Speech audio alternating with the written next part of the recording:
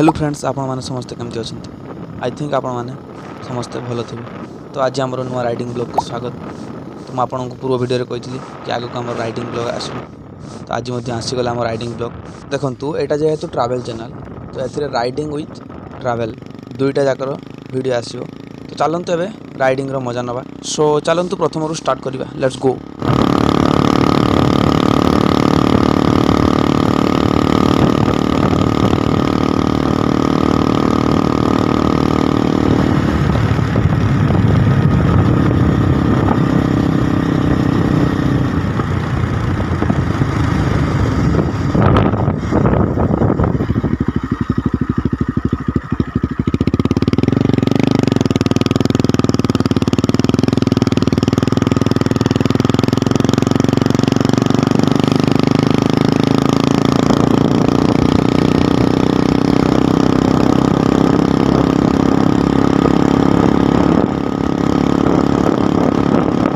तो रास्ता देखुन तो फुल टर्निंग पूरा बांक देखु।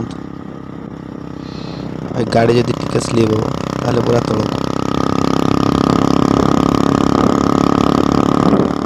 जेहेतु घाटी रास्ता तो ऊपर आसुवा गाड़ी मानकर स्पीड निश्चय अधिक रहिबो। आ तळु जाथिबा गाड़ी भी किछि स्पीड जाउचंती।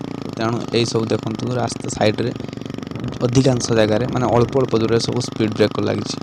देखिए आप आग को थी निश्चय अच्छे। ये देखो स्पीड ब्रेकर पाखा बहुत पाखापाखि स्पीड ब्रेकर अच्छी।